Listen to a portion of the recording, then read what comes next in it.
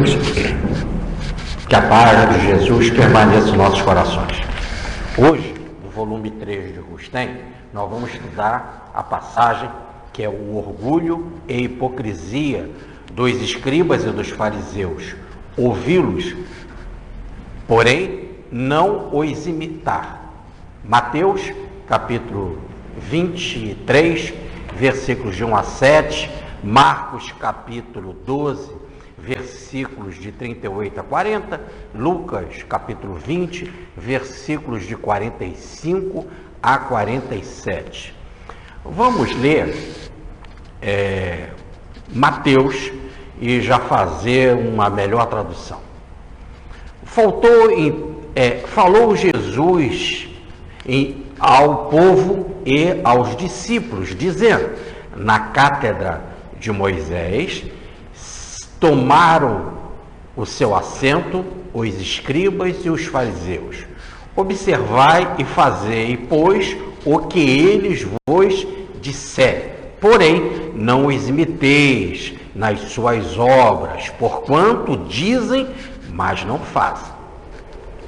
Atam pesados e insuportáveis fardos e os colocam sobre os ombros dos homens, e, no entanto, nem ao menos com o dedo querem tocar. Todas as suas ações eles a praticam para serem vistos pelos homens. Daí o alargarem seus filactérios e alongarem suas franjas. Querem os primeiros lugares nos banquetes e os primeiros assentos nas sinagogas. Gostam de que os saúdam nas praças públicas e de que os homens lhe chamem mestres. Muito bem. Então, essa é uma passagem bastante dura de Jesus, e se nós estamos há pouco tempo, em termo cronológico, da crucificação de Jesus, pudera, né? Atacando as autoridades da forma que ele está atacando, não podia dar um bom resultado, né? Dizendo que os fariseus e os escribas, as autoridades, então, religiosas, né? Aqueles que se achavam os cumpridores da lei, ao ponto de fariseus, quer dizer, os separados, ou melhor, aqueles que não são iguais ao povo, porque nós somos cumpridores da lei de Moisés, das leis de Moisés, e Jesus fala dessa forma com eles, que eles são vaidosos, que eles gostam dos primeiros lugares, tanto na igreja, na sinagoga, como nos banquetes, que gostam de ser chamados de mestre e que exploram as viúvas, fazendo preces longas, né? Fazem mais, gostam de ser saudados em praça pública, falam, mas não fazem, então nós não devemos imitar eles, porque só o que eles falam é verdadeiro, o que eles fazem é completamente diferente. Ora, eu não teria mais nada para falar desse texto. É só isso. Olha que situação que a gente chega em termos de uma interpretação mais espiritual, mais esotérica, como a gente gosta de fazer aqui nos nossos estudos. No caso desse texto, não tem. É de uma situação tão óbvia, tão clara, né? E que chega a incomodar. E ainda diz mais Jesus que eles gostam de alargar os seus filactérios e alongar suas franjas. Quer dizer, nas roupas, né? A franja eram os babados para lembrar as leis divinas, então eles botavam umas bem grandes, né? Alongando a roupa, e porque toda vez que eles olhavam aquelas franjas, eles se lembravam da lei divina. E os filactérios são caixinhas que eram colocadas aqui na altura entre as sobrancelhas, e dentro da caixinha estava escrito o mandamento divino, somente o maior mandamento, que é amar a Deus sobre todas as coisas, que é a oração, que é o Shema. Ouve, ó Israel, só há um Deus, amai-o de todo o coração, de toda a mente, né? Com toda a sua força. Então eles escreviam isso e colocavam em caixinhas que ficavam penduradas nos olhos. E conforme que a pessoa anda ou movimenta a cabeça, esse filactério faz um determinado movimento, né? E aí eles lembravam da lei. também penduravam nos braços, porque no exato momento que você vai cumprimentar alguém, vai fazer alguma ação, aqueles filactérios se movimentam, e você lembrava da lei. Jesus dizia que eles faziam isso, que todo judeu fazia isso, mas que eles aumentavam demais os tamanhos, as quantidades, né? Aliás, eu fui em Jerusalém e vi muitos judeus lá usando os filactérios. Só que tem um que usava um, tá? Tinha outros que usavam uma porção, né? Estava bastante assim cheio dessas, né? Como uma árvore de Natal. Então, isso tudo vai chegando a um exagero em termos de exterioridade. E Jesus disse: cuidado com eles, não imitem, não façam o que eles fazem, e sim o que eles dizem, porque o que eles fazem não é correto, não é uma vida de exemplo. Então é duro. Ainda diz mais, que eles tomaram a cadeira de Moisés e se sentaram nela, e se acham com a autoridade de Moisés. A autoridade é tão pesada que, se Moisés nos transmitiu os chamados 10 mandamentos, né, no judaísmo, na época de Jesus, já tinha 613. 248 faça assim, e 365 não faça assim. Mas em todos chegava-se então a 613 mandamentos. Logo sentaram mesmo na cadeira de Moisés, na cátedra de Moisés, tomaram de assalto, como se estivesse dizendo assim, aquilo que não pertencia a eles. Aquilo que não pertencia a eles. Daí toda agora nós podemos, com essa colocação, e é assim que tem nos dicionários bíblicos. É impressionante, quando você vai pegar lá essa passagem nos dicionários, está lá, é o tomar de assalto. Aproveitando que a cadeira estava vazia, opa, é minha. Assumir o lugar de Moisés. Mas se vocês olharem no fenômeno da transfiguração de Jesus, Moisés aparece juntamente com Elias do lado de Jesus, né? Fala sobre o fenômeno da cruz que o mestre passaria, e Jesus é tomado de um brilho espiritual, e vem a mensagem: escutai-o, uma voz divina, ali na presença de Moisés, Elias e Jesus, né? Moisés e Elias materializados, e Jesus transfigurado em luz, e uma voz divina sai de uma nuvem, um fenômeno mediúnico extraordinário, dizendo: esse é meu filho, escutai-o. Quer dizer, o processo normal de evolução é o que Moisés recomendava. E o que Moisés recomendava? O que Moisés falava? O que os livros de Moisés diziam? Que o Cristo viria. E agora, quando ele aparece materializado para Jesus, né, a voz divina confirma: esse é o Cristo, escutai. Então não é mais a Moisés. Quer dizer, o problema não é a cadeira de Moisés que deveria ser tomada, mas essa cadeira deveria ser transposta, né, para a figura maior que Moisés, que era Cristo. Ok? Moisés aparece para confirmar tudo aquilo que ele falou com relação a Cristo. Porque não só, e aí tanto que aparece não só Moisés, mas aparecem Elias também, Elias representando o profetismo e Moisés representando a lei judaica. Então as duas formas, as duas grandes correntes do judaísmo, Moisés, a lei e o profetismo, vêm avisar: não somos nós, e sim Cristo. Ele está num patamar maior.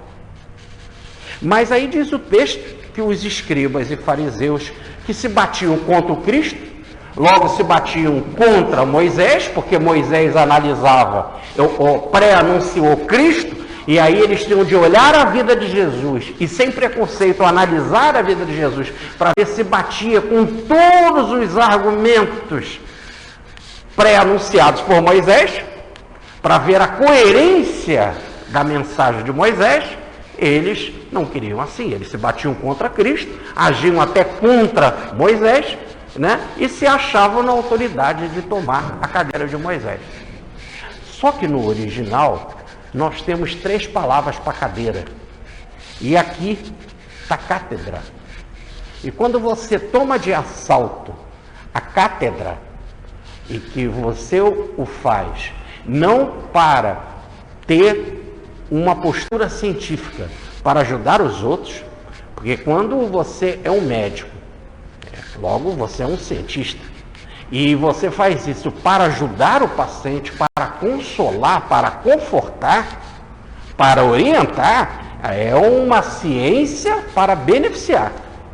Mas quando você vem com uma ciência orgulhosa, se acha dona da verdade, e que você se acha o mestre dos mestres, o mais importante, o único importante, e o único sábio, e o único que tem direito ao conhecimento, aí você está utilizando a ciência para inchar, para ficar vaidoso. E nesse exato momento é o que nós chamamos, é a palavrinha lá no original para cadeira. Aí que está aqui no grego. O evangelho foi escrito no grego. E aqui está cátedra. E quem senta na cátedra é o catedrático. Por isso que o catedrático é tão lixado. E também o catedrático se veste de engraçado. Porque se ele está dizendo que os fariseus se vestiam com aquelas roupas longas e cheias de filactérios, aquela coisa toda, também o catedrático, né, usa a toga, né? E quando eles vão ganhar até aquele prêmio Honoris Causa, é igualzinho assim, parece assim um bispo.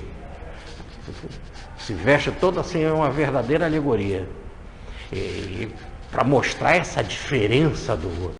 Eu sou diferente de você. Né? A minha roupa, pela minha exterioridade, eu quero mostrar essa distância. Até hoje os juízes são assim, né? Os juízes se vestem assim. Fica bem engraçado. Você, em pleno século XXI, vê quando o Supremo Tribunal se reúne. Aquilo é uma verdadeira brincadeira com esse tipo de roupa.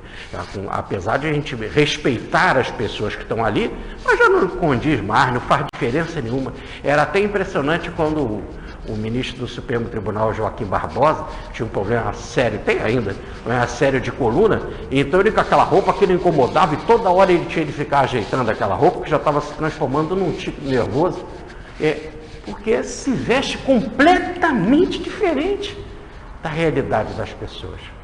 Para mostrar o quê? Vaidade. Então, quando você vê, por exemplo, a cátedra, gerou a palavra catedral. O que é catedral? Aonde fica a cátedra do bispo. Então, no local onde que fica a cátedra do bispo, né, que é o arcebispo, que é o mais importante daquela região, que ele fica, então a sede na catedral é a sede episcopal.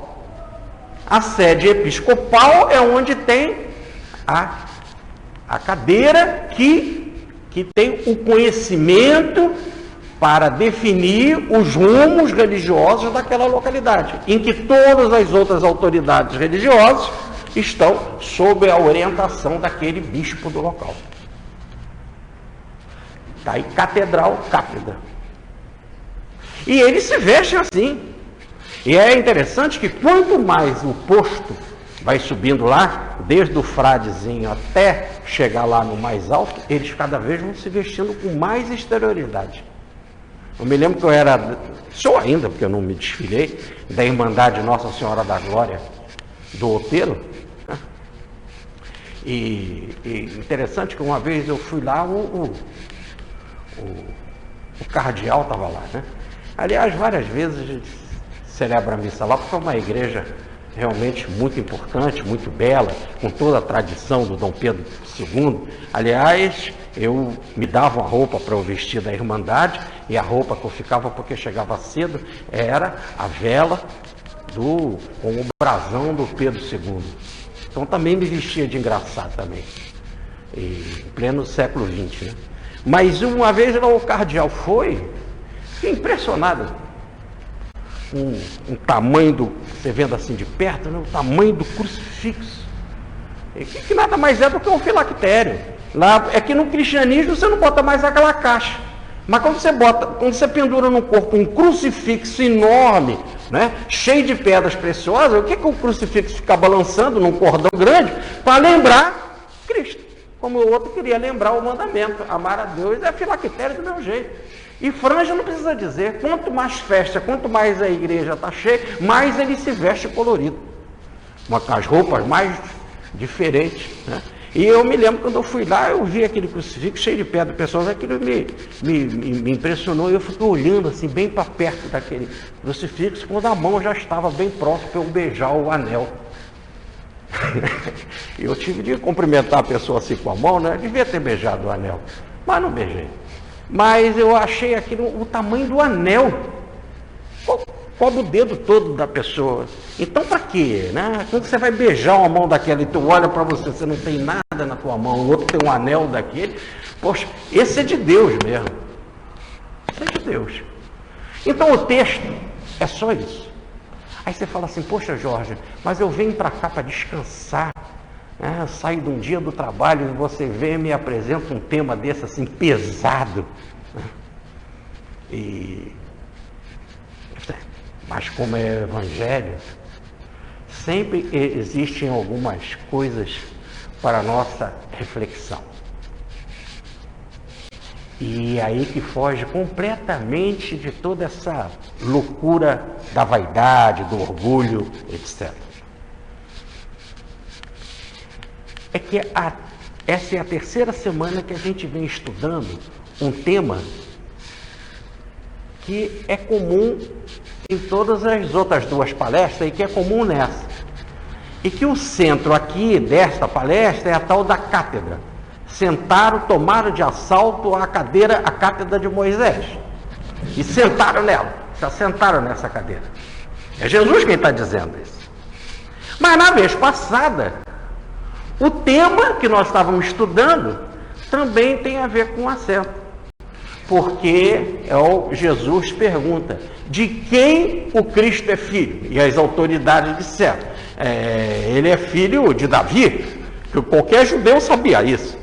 Porque vários versículos da Bíblia falam que o Cristo é filho de Davi. E ele então pega um salmo, que é o Salmo 110, e fala a seguinte frase, então como Davi, em espírito, quer dizer, mediunizado, recebeu uma revelação que diz, e disse ao Senhor, ao meu Senhor, senta-te à minha direita. Mais uma vez, agora uma cadeira, né, para você sentar do lado de Deus. E essa cadeira, para sentar ao lado de Deus, à direita de Deus, é para Cristo. E o Cristo se apresenta como sendo esse segundo Senhor. E disse ao Senhor, ao meu Senhor, senta à minha direita. Então o Cristo vai sentar à direita do Senhor. Então, outro tema do sentar. E na lição anterior a essa, há 2 reuniões atrás, né, nós vimos o seguinte tema. E Jesus foi para um banquete, para uma ceia, na casa de Marta, Maria, Lázaro. São 3 irmãos. E Marta estava cuidando dos afazeres da casa. E Maria, sentada aos pés de Jesus, ouvindo a sua doutrina. Diz a passagem que Maria estava sentada aos pés de Jesus, ouvindo a sua doutrina. E Marta que estava fazendo muita coisa nas preocupações da casa, para atender aquela comitiva toda, fala para Jesus, Senhor, não te preocupas, não te interessas pelo que eu estou passando? Manda a Maria, vem me ajudar.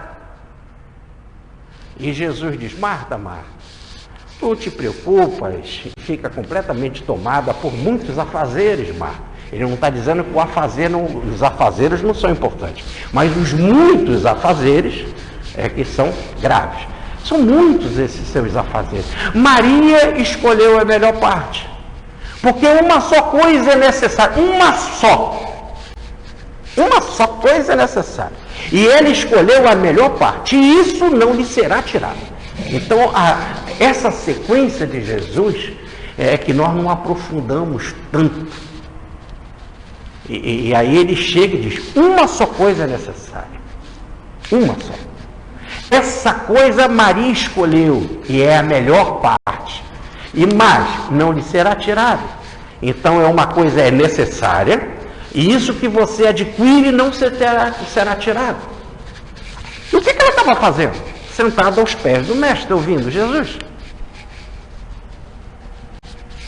Bem, eu trouxe aqui algumas ponderações.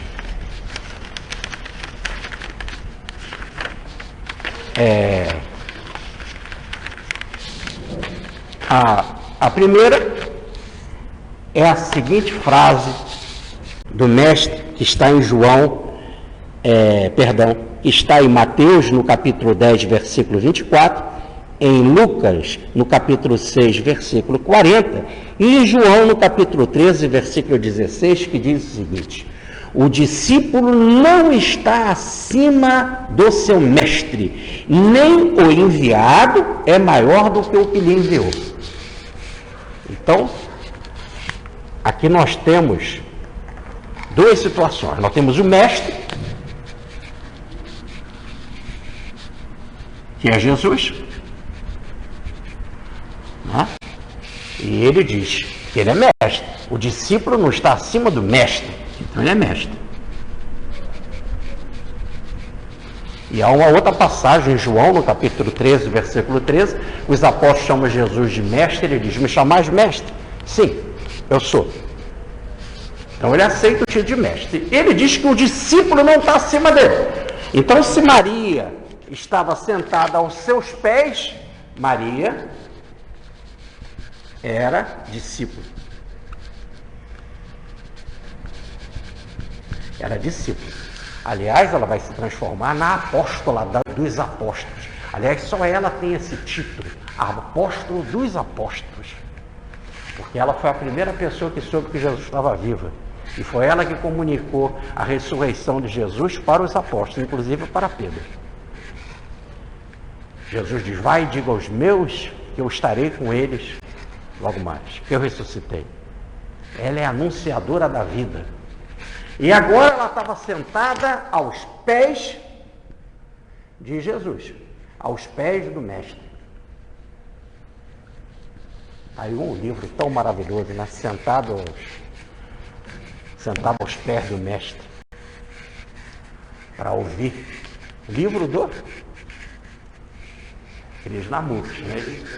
Isso, Krishnamurti. Muito bem. E aí é a grande tradição esotérica, sentar aos pés do mestre para ouvir dele. Mas Jesus diz mais. Eu acabei de citar a frase: não só o discípulo não é mais que o mestre, mas também o enviado, logo ele, eu fui enviado pelo Pai, não é maior do que aquele que o enviou. Então aquele que o enviou, podemos dizer assim, o Pai, é maior do que ele. Então, no fundo, ele está sentado aos pés do Pai. Podemos imaginar assim, porque ele também não é maior do que aquele que o enviou. O enviado não é maior do que aquele que o enviou. Então, nós temos 3 níveis. Muito bem. Agora, vamos deixar um pouquinho esse tema de stand-by. Vamos ver uma outra passagem que nós estávamos estudando aqui um tempo atrás. Levamos umas 5 palestras estudando, que foi o caso de Jesus ter ido na casa de um fariseu almoçar, um almoço rápido, num dia de sábado. E chegou lá, tinha um doente, um hidrópigo, que estava com a barriga inchada, e Jesus curou ele, etc. E Jesus deu várias lições. Uma das lições que Jesus deu, porque num banquete, todo mundo no banquete quer sentar na melhor posição, principalmente quanto mais próximo que você sentir, você sentar do dono da casa, do dono do banquete, né? Você acha que você vai comer mais e ainda vai receber as honras, as glórias, vai ser muito, todo mundo vai olhar, olha, ele está na posição de destaque. E naquela época, historicamente, a posição de destaque é sentar do lado do dono da casa, do lado do dono do banquete, ou sentar do lado do rei, do lado direito. Quando você senta do lado direito do rei, ou do dono do banquete, você ganhou uma deferência. Você foi considerado uma pessoa importante. Disse Jesus: quando você for convidado para um banquete, senta lá nos últimos lugares, para não acontecer de você sentar lá na frente e o dono do banquete dizer: ei, amigo, vai arrumar um outro local, porque esse local eu quero dar para uma outra pessoa que é mais importante do que você. Então se senta no último lugar, que vai que ele veja e te resolva te chamar aqui para um banquete maior, uma situação melhor, um banquete melhor não, para uma situação melhor, e diga: ei, vem aqui para frente, e você será gloriado. Todos te falam: ele é uma pessoa importante, né? Mudou de lugar. Então diz Jesus: quando você for convidado para o banquete, senta no último lugar, para que o dono do banquete possa dizer para você: amigo, senta-te mais para cima. E aí você vai ser glorificado pelas pessoas que estão ali no banquete, que todo mundo vai dizer: olha, viu, o dono do banquete tem uma deferência para com ele. Então, se você for convidado para um banquete, e aí nós estamos tendo um banquete lá na casa de Marta, e Jesus estava lá, e Jesus estava sentado, e Maria, mesmo ela sendo a dona da casa, ela se sentou aos pés de Jesus. E Jesus, quando deu esse exemplo, quando você for convidado, senta lá atrás, para um banquete, para depois, então, se for o caso, você ser chamado para frente. O que ele está pedindo aí? A humildade. É a humildade. Ser humilde.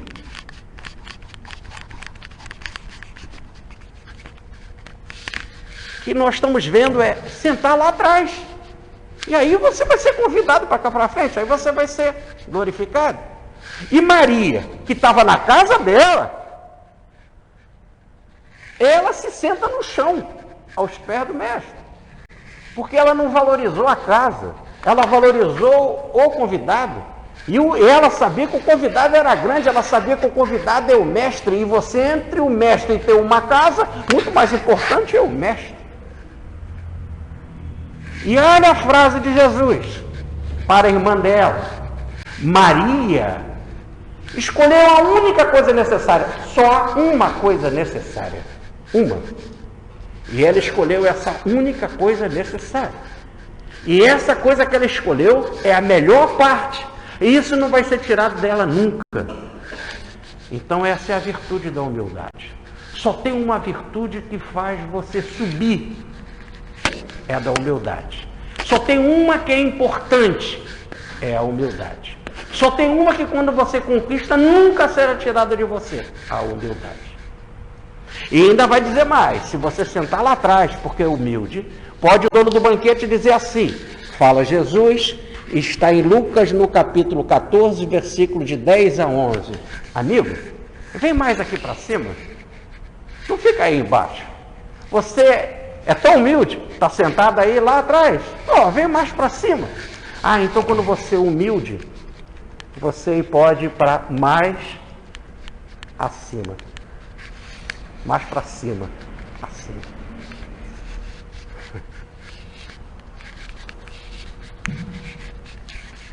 Ei, você está sentado aí atrás? Amigo. Primeiro já é amigo, né? Olha que legal. Você é amigo da espiritualidade. Amigo, vem mais para cima, porque você escolheu a única coisa que é importante, que é a humildade. E quem escolhe a humildade, essa boa parte não será tomada nunca. Tudo o resto passa. Quem é humilde sempre. Com isso, quando se é humilde, se sobe, se eleva. E não se eleva porque o humilde se elevou, porque o humilde se humilha, senta lá atrás. Quem o eleva é o dono do banquete. E o dono do banquete aqui no caso é Jesus, é ele que chama o humilde para perto dele. Amigo, sobe mais um pouco. Vem sentar aqui mais perto de mim. Na posição que você merece. Quem é humilde merece ficar do lado de Jesus. O humilde. Jesus era tão humilde que, apesar de ter a glória divina, e está habitando a glória divina, diz Paulo na carta aos Filipenses, ele, deixando a glória divina, a luz divina, anulou-se a si mesmo, se fazendo uma manifestação de servo igual aos homens, vivendo como os homens. Isso é a humildade da humildade. E o cara chega para ele, ri, debocha, e faz todas aquelas coisas todas, e bota o cara na cruz, e dá bufetada, e não sabe nem com quem estava fazendo. Nem sabe com quem estava fazendo. E ele continua humilde. No momento ele diz assim, ops, faz isso comigo não, eu sou filho de Deus, vou te pegar. Com o poder que ele tinha de parar as ondas, de transformar água em peixe, de transportar montanhas, pô, ele fulminava com a pessoa, me bufeteou, virou fumaça. Mas isso aí não é ser humilde. E se o pai não faz assim, e Jesus disse para Pilatos disse, não sabe que eu tenho o poder de tirar a tua vida, te libertar ou tirar a tua vida? Esse poder foi recebido do meu pai. E se o pai que deu esse poder para Pilatos não matava Pilatos, não fulminava Pilatos, por que Jesus ia fazer se ele mesmo disse que o enviado não é maior do que aquele que o enviou? Se o pai ama a todos, e da mesma forma que o pai ama Maria, da mesma forma que o pai ama Pedro, da mesma forma que o pai ama Jesus, o pai ama Pilatos. Porque ele faz a sua chuva cair sobre justos e injustos, faz o sol se derramar sobre justos e injustos, porque ele não faz de Jesus distinção de pessoas, todos são seus filhos e ele os ama, porque ele é amor. Então o enviado não podia fazer diferente. Por isso que é humilde do humilde. Então aqui nós temos uma escala de sentar. Nós temos uma escala de sentar. E uma terceira escala, que é a cátedra. A cátedra onde sentam as autoridades. As autoridades no campo da ciência, como diz Paulo na sua primeira carta aos Coríntios, no capítulo 8, versículo 1, a ciência incha, só o amor satisfaz. Então tem muito cientista que é cheio de si, é o catedrático. Ou então a catedral, a cátedra do episcopado, né, das autoridades, daí eles inventaram a tal da cadeira de Pedro, a cátedra de Pedro, e logo botaram a cátedra de Pedro em Roma, no Vaticano, porque ela é o centro do centro. E naquela época, como a Terra era o centro do universo, tanto que eles quiseram matar Galileu, porque Galileu falou diferente. Cala a boca, você está errado, a Terra é o centro do universo. E se a Terra é o centro do universo, Roma é o centro da Terra, e a cadeira do Pedro é o centro de Roma. Estamos na posição top. E podemos fazer o que quiser. Inclusive tem um poder de ligar e desligar, e de te condenar. Então isso o cara é cheio de si, ele toma de assalto, diz o texto de hoje, a cadeira de Moisés, que recomendava o Cristo.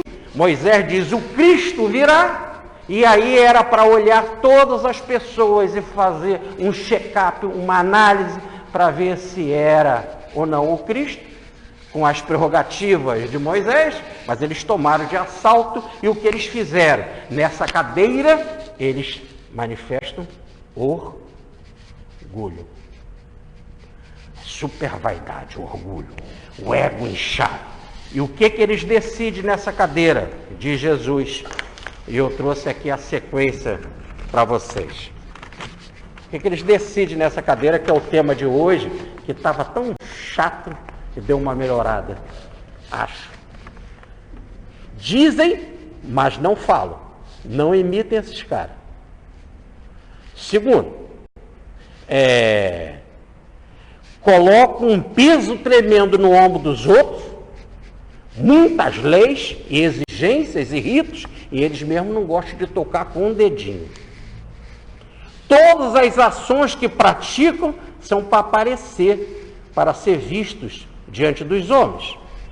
Alargam os seus filactérios, botam roupas muito uma porção de penduricais, crucifixos enormes, uma porção de coisa na roupa. Alargam as suas franjas, cada vez roupas mais coloridas, compridas e etc. E tal. Gostam dos primeiros lugares nos banquetes, nos primeiros lugares na sinagoga ou na igreja. Gostam de serem saudados em praça pública, serem reconhecidos, mas gostam de ser chamados de mestre, mas, e devoram, porque são ladrões das coisas espirituais, devoram as viúvas com orações longas, dizendo para a viúva, no seu caso, a oração tem que ser bem longa, seu marido faleceu e para Deus cuidar da sua vida, e quanto maior a oração, mais cara ela é. Eu me lembro que o papai mandou fazer uma missa na igreja de São Benedito em Pilares para a mamãe quando ela fez 3 meses. O papai era tão religioso que era missa de 7º dia, 1 mês, 3 meses, 6 meses, 1 ano. Na de 3 meses, eu já contei isso aqui para vocês, o papai mandou botar tapete, flores, porque a mamãe podia vir assim, né? Com tapete, então mandou botar tapete, flores, vela, acendeu as luzes da igreja toda, órgão. E aí quando acabou a missa, todos ficaram conversando, os familiares do lado de fora. Mas eu continuei lá, numa oraçãozinha, ali quieto, sossegado. Tudo ficou escuro, arrancaram as flores todas, arrancaram as velas, e de repente veio uma família muito humilde, de pessoas muito pobres.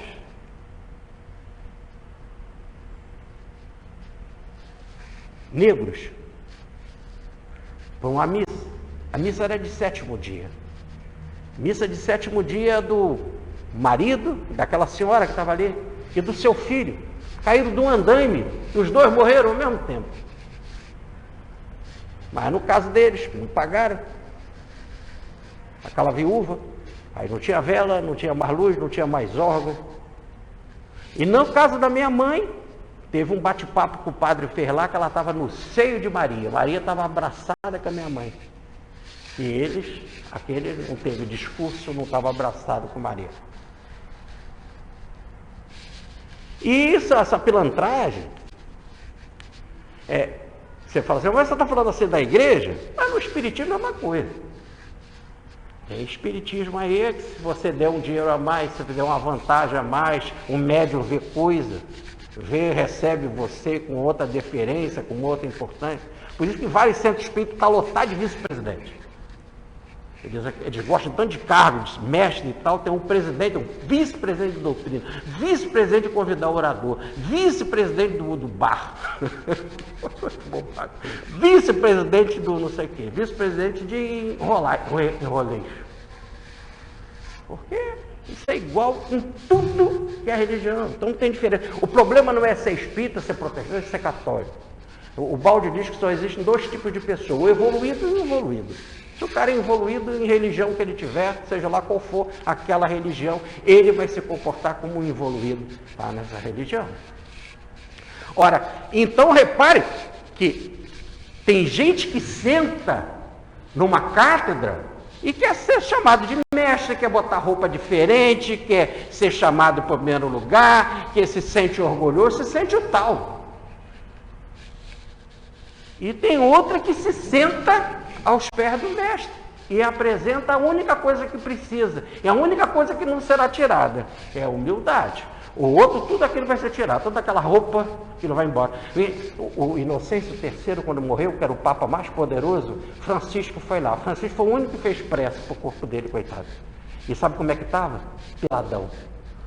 Por enquanto estava discutindo sobre o novo Papa que ia entrar, que era o Honório III. Largaram ele lá, os ladrões foram pegar as joias, pegaram a roupa e deixaram ele peladão. E Francisco fez a sua oração para o Inocêncio III. Tudo será tirado. Tudo isso passa. Você usa roupa assim importante, título de cardeal, título de fariseu, se acha separado dos outros, usa anel, tudo isso passa.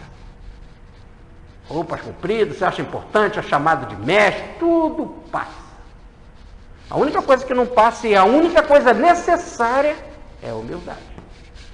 Então, interessante, para a gente fechar essa coisa da humildade, é que Francisco de Assis estava numa igrejinha, ia orar, Frei Pacífico percebeu e falou assim, é furada. Porque toda vez que ele ora, ele passa a noite toda orando. Então eu não vou ficar do lado dele, porque eu vou querer depois dormir, descansar, vou embora.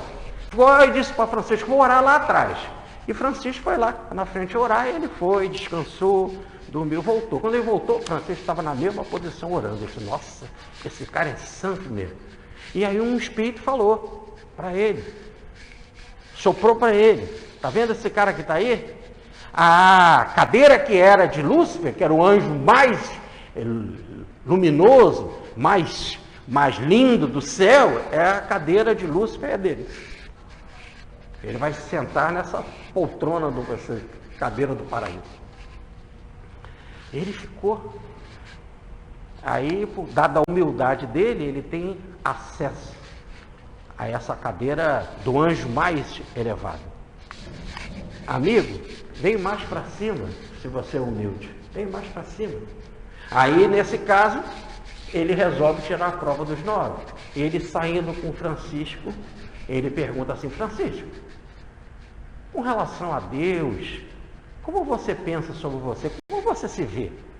Ele diz assim, se Deus tivesse dado o que deu para mim, para o pior dos ladrões, esse ladrão seria melhor do que eu. Então ele se colocou embaixo de todos, é humilde. E na hora que ele colocou em mais baixo de todo, o Espírito veio e volta a falar com o Frei Pacífico, está vendo? Por causa dessa humildade, a cadeira de Lúcifer dele. Amigo, uma só coisa é necessária, é a humildade. Porque uma só coisa te tirou do paraíso, foi a queda, foi o orgulho. Tudo isso que eles fazem, se vestirem assim, se acharem dessa forma, que querer ser mestre, tomar a cadeira de Moisés no assalto, para se colocar que são importantes, até a cadeira de Pedro, tudo isso, e que são as autoridades divinas, os representantes de Deus na terra, a palavra final, o topo de linha, tudo passa. Uma só coisa é necessária, é a humildade. E quando você é humilde, diz, amigo, vem mais para cima. Então o primeiro sentar dos textos que nós estamos falando aqui, o primeiro sentar gerou a humildade. Agora havia um outro que estava numa posição de grandeza extraordinária, que é o caso do Cristo, o enviado de Deus. E aí nós temos a seguinte informação. Estevão, o primeiro mártir do cristianismo, quando estava sendo apedrejado por ordem de Paulo de Tarso, estava sendo apedrejado, ele tem uma visão espiritual. E na hora que ele está tendo essa visão espiritual, o que ele vê? Ele vê a glória divina. E Jesus estava à sua direita, sentado à direita da glória divina. Uma outra informação, agora é de Paulo de Tarso, na carta aos Efésios, capítulo 1, versículo 20, mas o tema é tão importante que está em Colossenses 3, 1, e na carta aos Hebreus 1, 3 e 1, 13, várias vezes então é citada a seguinte passagem: e Deus ressuscitou Cristo dentre os mortos, fazendo sentar-se à sua direita nos lugares celestes. Agora Cristo subiu tanto, ele era tão humilde, que ele subiu tanto, que ele está sentado à direita do Pai.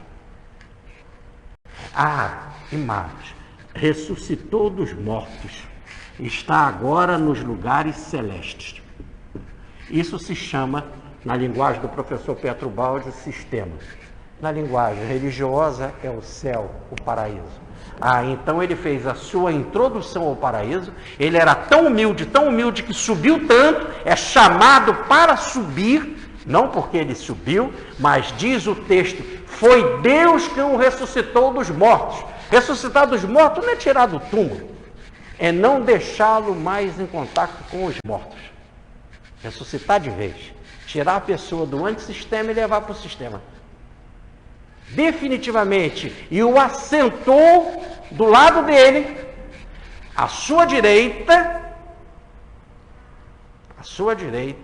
por causa dessa imensa humildade, ele mereceu sentar à direita do Pai, nesses lugares celestes, em glória perfeita. E esse foi o tema que nós vimos na semana passada. E o Senhor, o Yahvé, é assim que escreve o nome dele em hebraico, o Senhor disse a essa personalidade que se formava: assenta-te à minha direita, até que eu coloque todos os teus inimigos sob os cabelos dos teus pés, que são os mortos, um antissistema. Todo o antissistema vai ficar sob os cabelos dos teus pés. Senta à minha direita. É um outro sentar. É um outro sentar.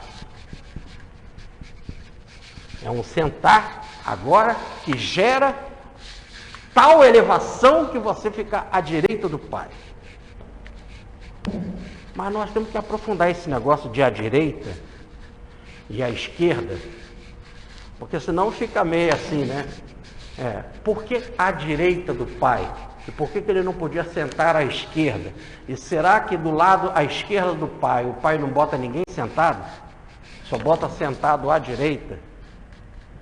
Fica uma coisa assim meia infantil e que a gente tem que aprofundar para ver por que Jesus se sentou à direita do Pai.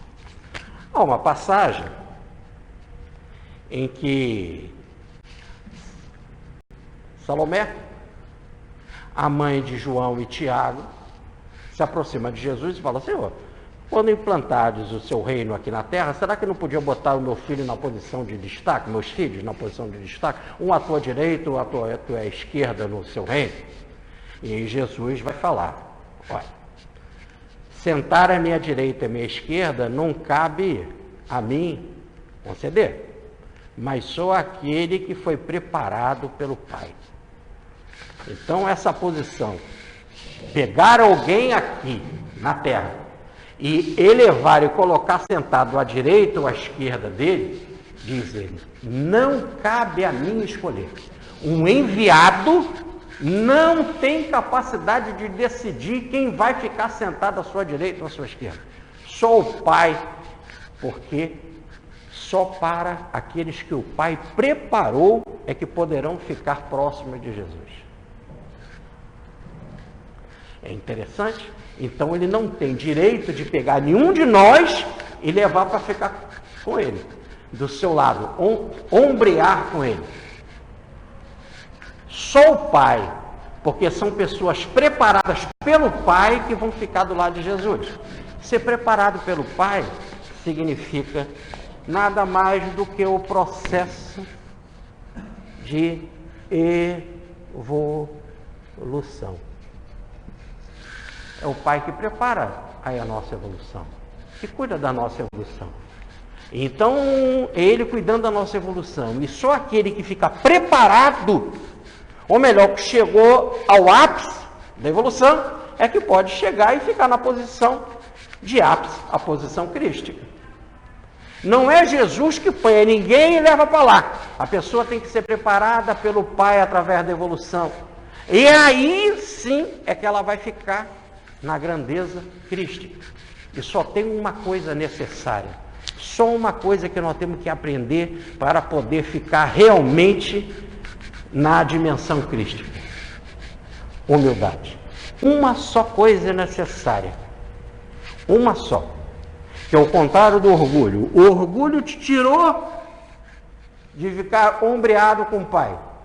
Você perdeu a morada divina, a cátedra luciferínica, ou a posição de angelitude. E a única coisa que te eleva para a posição de angelitude é a humildade. Maria escolheu a melhor parte. Só uma coisa é necessária. Amigo, vem mais para cima quando você tem humildade. Então, diz a passagem que ficar ombreado com Cristo, só aquele que conquista a humildade, ou melhor, que foi preparado evolutivamente, é que pode ficar lá. Mais ainda, há uma outra passagem em que diz assim: e Jesus diz,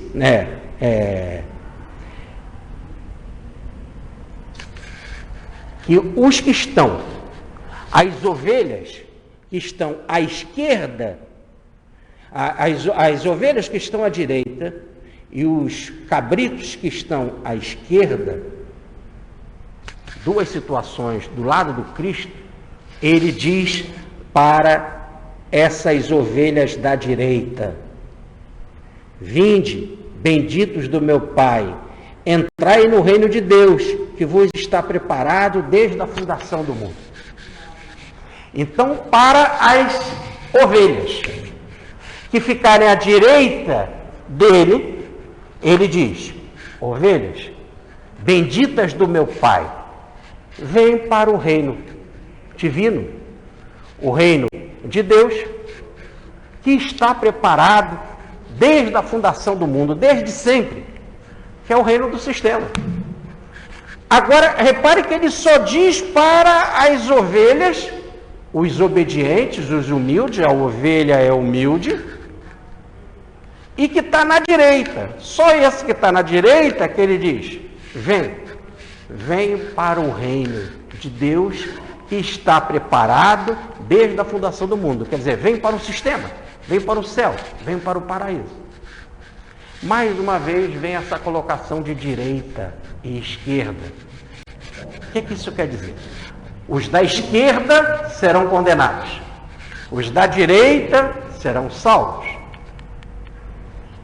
E o Cristo foi colocado à direita do Pai.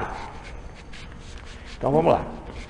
Naquela época, a posição da direita, volto a insistir, era a posição de destaque. Então, historicamente, uma pessoa que era agraciada, que recebia a bênção do dono, do rei, e que era agraciada, e que recebia poder de destaque, um poder de ministro, era o que sentava à sua direita. Então, o que se sentava à sua direita, recebia todas as benesses, as bênçãos. Então, sentar à direita é aquele que merece as bênçãos do convidado. Então, quando você faz um banquete na sua casa, você vai botar à sua direita, historicamente, na cultura judaica, vai sentar à direita a pessoa que você acha que é sua querida, que você acha que merece a honra de sentar do seu lado, a posição de destaque.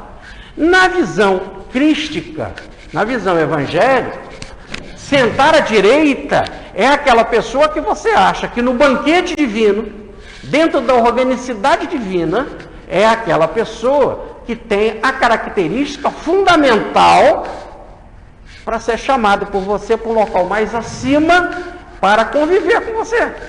E só tem uma característica que é necessária. E Maria escolheu a melhor parte, é a humildade. Então o texto não quer falar em direita nem esquerda. O texto não quer falar nada disso. Esqueça essas posições físicas, geográficas.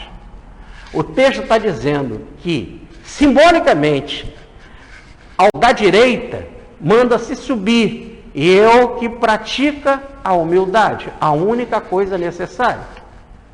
E os que estão à esquerda, que não tem nada a ver com a esquerda, são os que não praticam a humildade, e que praticam o quê? O orgulho. Gostam de se vestir com roupas longas, gostam de pendurar uma porção de filactérios no corpo, gostam de ser chamados de mestre, gostam de tomar a cátedra dos outros, se achar que são catedráticos, roubam as viúvas, enganam as pessoas. Então esses orgulhosos é que significa o tal esquerda. É apenas um simbolismo. Apenas um simbolismo. Por isso que no Salmo 110, o Espírito Divino, quando vai enviar o Messias para a terra, diz: e disse o Senhor ao meu Senhor, ou melhor, ele diz: senta-te à minha direita, na posição de destaque, porque a tua missão na terra será uma missão da direita. E a missão da direita significa, poxa, pelo amor de Deus, missão da direita, né? Pega mal a dela. Mas é no sentido bíblico e no sentido lição da direita, no sentido bíblico e no sentido judaico, tá? Então senta-te à minha direita, porque a tua missão na terra será a semelhança daqueles que sentam à direita. Será benquista por mim, será querida por mim, e a sua atitude principal na terra será a humildade. A tal humildade tal, o que mostra que você vai estar sentado à direita de mim, que você tem a humildade no ponto mais alto, porque estando na grandeza divina, não se faz como Deus, mas vem viver à semelhança dos homens. Então, por causa disso, és tão humilde, que, como diz na carta aos Hebreus, que nós estamos citando aí também, na carta aos Hebreus, onde diz, ele aprendeu tanta obediência, e diz Paulo, e obediência da cruz, com lágrimas e súplicas foi para a cruz, e no meio de ladrões, sem se rebelar. E ainda diz mais, tão humilde, que colocou a sua vontade como propriedade divina. Eu não quero que a minha vontade seja feita, mas a tua vontade, meu Pai. Então disponha da minha vida como acha melhor. Então até a minha vontade não deve imperar, que não seja feita a minha vontade, mas a tua vontade. Então nesse exato momento, a direita aí significa isso. Por isso que nesse Salmo 110, quando ele diz, né, a tua postura na terra será de direita, de humildade, no versículo 4, o Salmo continua. Salmo inspirado pelo Espírito, Salmo revelado por Davi.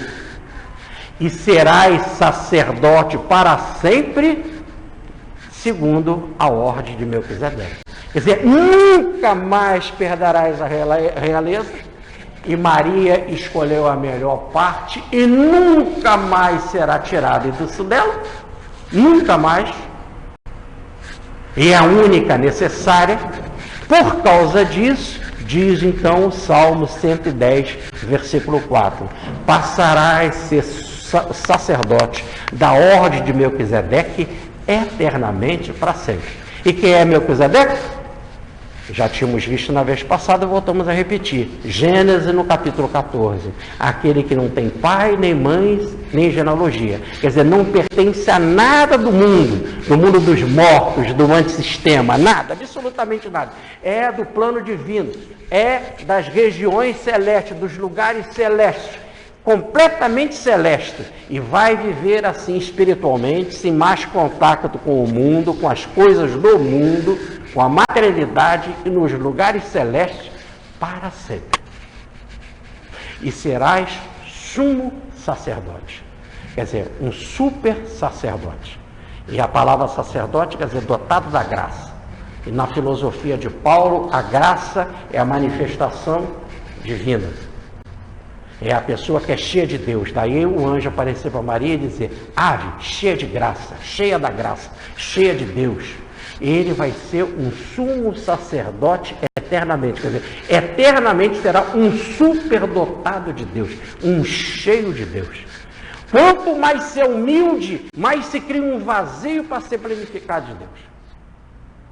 Na religião chinesa, eles têm um conceito de Wun Wei, agir pelo não agir. E eles falam, um objeto só tem valor pelo seu espaço vazio. Por exemplo, essa sala aqui, ela só tem utilidade porque tem esse espaço vazio. Se tivesse tudo cheio aqui de móveis, a gente não podia fazer a palestra aqui. Não podia entrar. Se encher aqui isso de pedra, como é que nós vamos entrar aqui? Um vaso completamente lotado de coisa, pega um vaso, enche ele de lama, você não pode botar lá umas flores, porque ele está cheio. Só no espaço vazio é que tem utilidade. Se a tua boca está cheia de coisa, você não pode falar, o som não sai. É só não esvaziar a boca que você vai ter a capacidade de falar. Daí se falar que não se deve falar de boca cheia, que é falta de educação. Você já está cheio de você. Então, cheio de você é o ego inchado, inflacionado, lotado de você mesmo. Quando o sujeito está cheio de si mesmo, é que ele senta na cátedra, se coloca na posição divina, você quer ser chamado de mestre, gosta de ser reconhecido pelas suas roupas, não é isso? E explora as viúvas, está cheio de si mesmo. Daí dizer o professor Huberto Rode, é necessário se evacuar. Evacuar a mente. Entenderam o que é evacuar o intestino? A nossa mente está cheia de podridão, está cheia de nós mesmos, está cheia das fezes nossas, de nós mesmos, das coisas baixas daqui do mundo, da materialidade, do orgulho, do inchado. É necessário esse ego esvaziar o eu para ser plenificado. Daí dizer o salmo de forma maravilhosa. Não precisa falar muito, ficar em silêncio e saber que eu sou Deus. Ficar em silêncio mental para poder ser plenificado de Deus. Ou daí dizer, Jesus, quando entrar no vosso quarto, fecha a porta, não precisa falar muito, o Pai sabe de tudo aquilo que a gente precisa. E a Bíblia ainda vai além na sabedoria dos provérbios. A palavra é de prata, o silêncio é de ouro. Esse ego esvaziar-se, que é o verbo criado pelo professor Huberto Rode, da única coisa necessária. E ele pediu vênia para criar esse verbo, que é o humildar-se. Humildar-se. A única coisa necessária. Esvaziar-se de si mesmo. Não existe esse verbo. Mas, pedindo vênia, humildar-se. Esvaziar de si mesmo, para nesse espaço você abrir a sua vida para Deus. É Santo Agostinho, Senhor, eu te procurava em todas as filosofias, em todas as ciências do mundo. Eu nunca te encontrei, Senhor, mas que admirável contradição. Tu sempre comigo, eu tão longe de ti. Deus estava sempre com Agostinho. Agostinho é que pensava que não estava com Deus. Ele não conseguia, ele se via tanto, se valorizava tanto, se enchia tanto dele mesmo, que não conseguia observar o invisível. O Espírito. Daí dizer Paulo, o visível não tem valor. O visível não tem valor. O valor está no invisível. Porque tudo que é visível é passageiro. Tudo que é visível se transforma. Esse corpo é pó e o pó retornará. Tudo passa, tudo flui, ninguém mergulha no mesmo rio duas vezes. O temporal passa. O material passa, o visível passa, só o invisível, o espiritual, o atemporal, o eterno é eterno. E ele, como colocou toda a sua vida na exterioridade, ele não via a interioridade divina. Então, o texto agora toma uma grandeza maior. Eu vou pedir ao Rogério, por favor, para me ajudar, apagando aqui por enquanto que eu faço os comentários, para eu fazer aqui um desenho final da nossa palestra, para a gente entender agora o que é essa coisa do sentar perfeitamente à direita de Deus, e o que é sentar à esquerda de Deus, o que é sentar em estado de humildade, o que é sentar no estado de orgulho. E aí o fechamento vai ficar assim, de forma psicologicamente bem clara.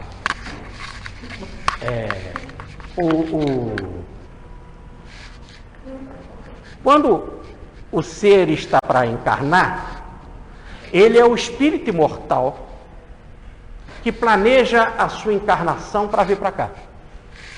Então ele é espírito, ele é o espírito, ele é o espírito que vai planejar a sua personalidade, a sua máscara. E aqui ele vai nascer no berço e o túmulo, né? Do berço ao túmulo, ele vai ter uma encarnação e vai ganhar um nome. Nessa encarnação eu me chamo Jorge, vim no sexo masculino, nasci no Rio de Janeiro, estou espírita. Uma outra encarnação, você pode vir como mulher, né? Não vir no campo da intelectualidade, E você pode ser um agricultor numa outra área. Então essas são as personalidades, são as máscaras, a palavra persona no teatro, né, quer dizer máscara, em que as várias reencarnações o espírito vai habitando. E é o espírito que retém tudo aquilo de positivo. E tudo aquilo que é de negativo volta na outra personalidade, as negatividades, para serem purificadas. Até o dia você adquirir a plenitude da humildade. Quando você adquirir a plenitude da humildade e você for plenamente humilde, aí você não precisa mais reencarnar. A única coisa necessária, você vai habitar os lugares celestes. Isso é finito. É o espírito puro. Não há mais contato com a matéria, não há mais contato com a morte. E o Senhor o ressuscitou do mundo dos mortos. Não há mais contato com a morte, não há mais contato com o antissistema. Você vai habitar os lugares celestes ou o sistema. Porque você adquiriu a única coisa necessária. E demora muito essas reencarnações, demora. Livro dos Espíritos, pergunta 169. As reencarnações são muito demoradas. Mas quando você adquire essa humildade plena, você se livra do samsara, ou do ciclo das reencarnações, da roda da vida. Então, quando você vai reencarnar, é o espírito que vai plugar uma personalidade, vai se plugar nessa personalidade nova e vai mostrar apenas uma característica dele. Apenas característica. Por exemplo, eu venho agora aqui no Brasil, carioca, filho de Dona Jordélia, seu Osvaldo, nasci em tal período, assim, bom, essa é a minha característica. Mas eu trago lembranças do passado. E do passado, algumas coisas estão mais vivas, que vão ser importantes para essa minha atual encarnação. Por exemplo, está muito viva nessa atual encarnação o problema da impaciência, que é uma das coisas que eu preciso trabalhar, importantíssima na minha vida, que me causou transtorno em outras encarnações. Então, cada um vai manifestar as suas coisas do passado com mais facilidade que o outro. Tem gente que manifesta maior facilidade para a pintura, tem outros que não conseguem desenhar um quadrado, tem outros que têm mais facilidade para a música, né? Outro que já é pequenininha, canta como uma deusa, como uma diva. Então cada um traz a sua maior característica do passado, característica que vai nessa encarnação ser trabalhada. E tem outras coisas que precisam ser bloqueadas. Então as coisas se passam assim. Aqui nós temos, olha como é difícil, aqui é um cérebro. É um cérebro, como é difícil desenhar. Ó, é um cérebro. E aqui nós temos o hemisfério direito e o hemisfério esquerdo. E eles tratam de lugares diferentes. O hemisfério direito controla o lado do coração. Controla o lado do espiritual,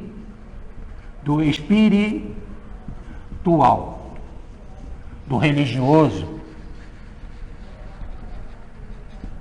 da poesia,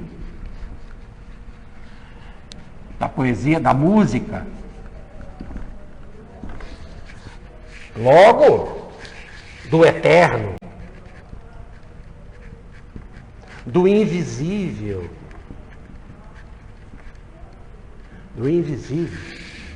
do espiritual, já está aqui, muito bem.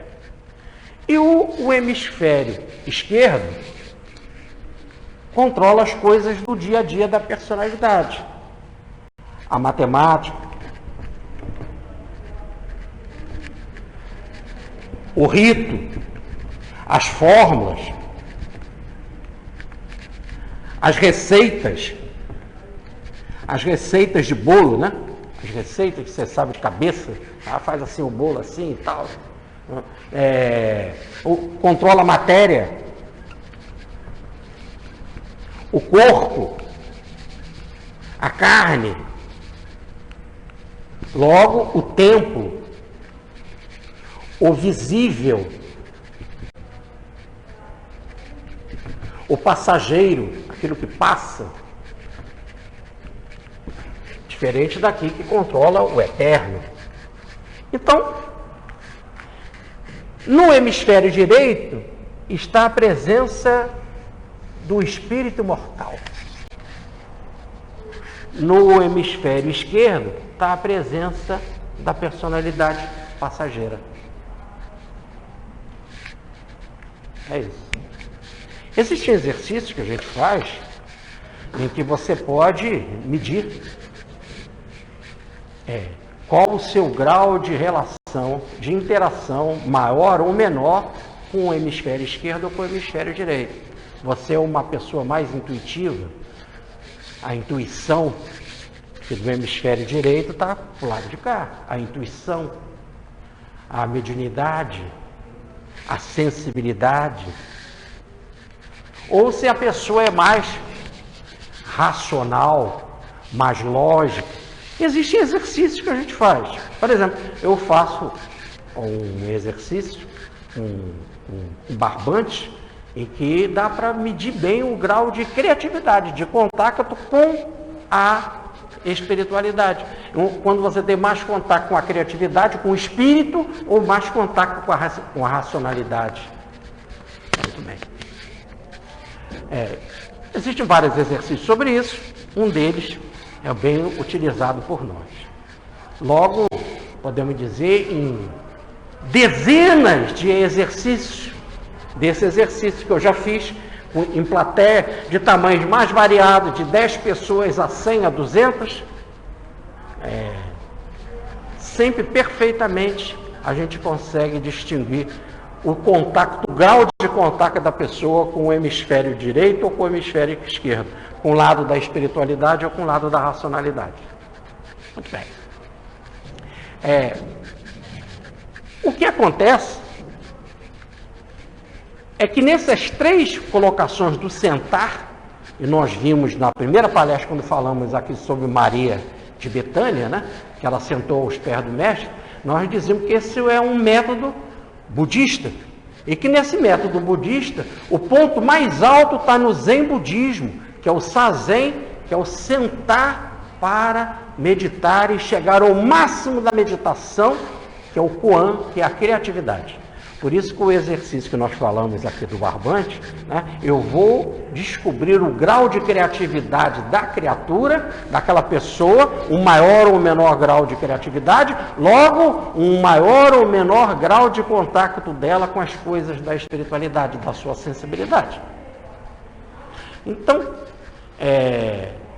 quando você está fazendo a sua meditação, botando a sua mente, ativando a sua mente para, numa abertura, sintonizar com forças divinas, nesse exato momento você está na melhor postura, que é a humildade. Você entra no seu quarto, fecha a porta e, em segredo, entra em contato com o alto. Mas se posiciona mais para ouvir do que para falar, porque quem sabe é ele que o sabe, não é você. O discípulo não é mais que o mestre, nós já vimos isso. Então ele se abre para ouvir. Por isso que o silêncio a palavra é de prata, o silêncio é de ouro. Você vai ouvir a espiritualidade. Para isso você tem que se humildar, fazer a mente vazia para poder captar, poder receber. Aí recebe do Espírito. Tem muita gente que também vai meditar para fazer uma outra coisa. Vou me concentrar, vou ficar no meu quarto, de preferência sem contato também com ninguém, botar a mente para funcionar, de como que eu vou fazer para explorar as viúvas. Com maior facilidade. Como que eu vou bolar um plano, em silêncio, inclusive com cálculos, com horários, ruas, trânsito, para assaltar um banco? Ou então, para chegar numa posição rápida, de padreco, chegar rapidamente à posição de bispo, passando por cima dos outros. E ser aquele bispo vaidoso, ou ser aquele espírita mau caráter. Então tem gente que gasta uma carga mental, se assenta e medita e planeja a vida, e há um gasto na sua vida para a materialidade.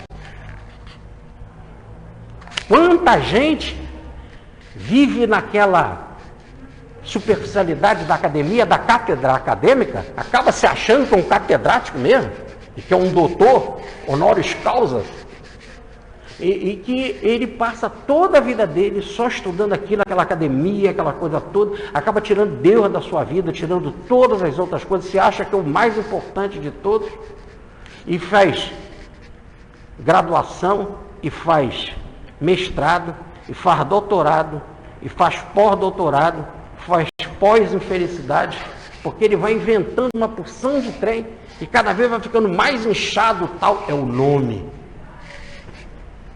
E passou a vida, diz Humberto de Campos, passou a vida numa obsessão passiva.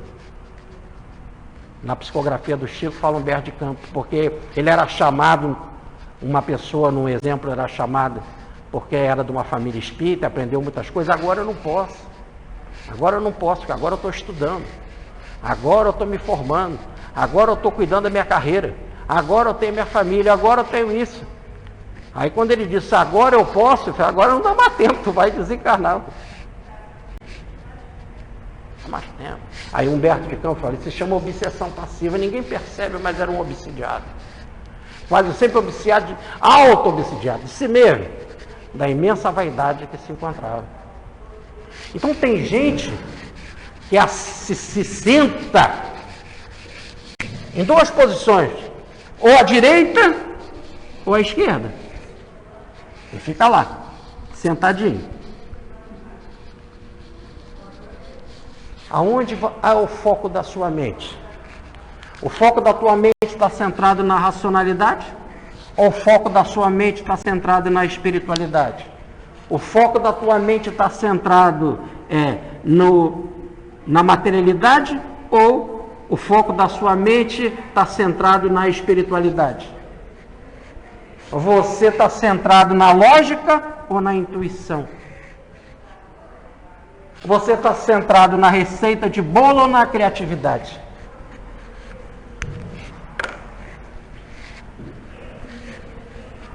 Passar por uma encarnação, uma só coisa é necessária: sentar no hemisfério direito, se sentar na espiritualidade e fazer com que aconteça a humildade. É lógico, Marta, tu te preocupas com muita coisa. É lógico que Marta também tem que cuidar da casa. Também alguém tem que cuidar da casa. Você tem que tomar banho, você tem que se vestir, tem que comprar roupa, tem que estudar, tem essas coisas todas para fazer. Tem que ter os seus filhos, tem que cuidar dos seus filhos. O filho não sai andando. Você tem que segurar o filho, tomar conta dele, levar ele na pracinha.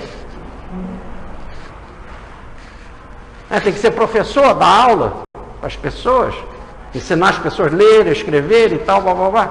Mas, Marta, tu te preocupa com muita coisa. Quando você só foca a sua vida nisso, só na exterioridade, só na materialidade, e acha que essa é a única coisa, é a única razão da vida, você vai passar como a materialidade.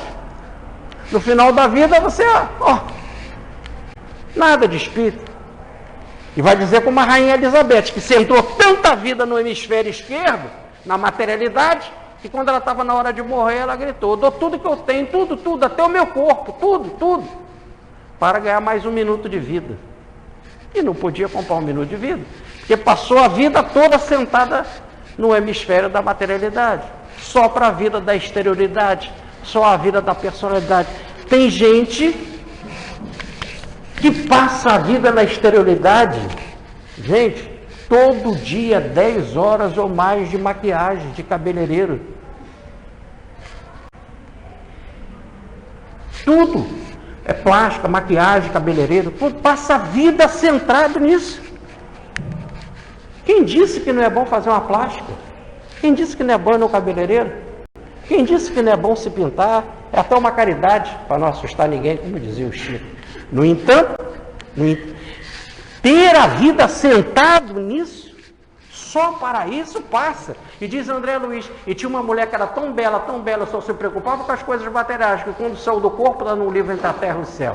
Era uma bruxa, porque em espírito não tinha cuidado nenhum, estava desleixado em espírito. Então, o texto fala assim, aonde você está sentado?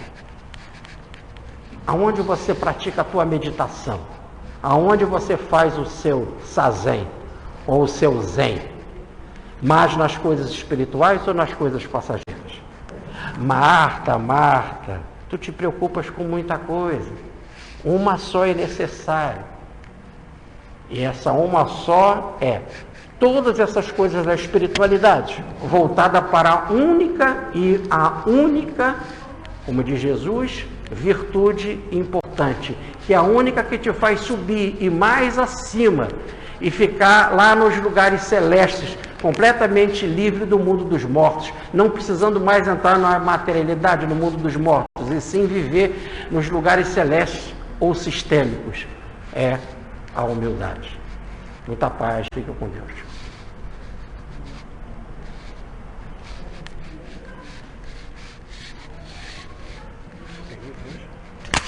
Oi?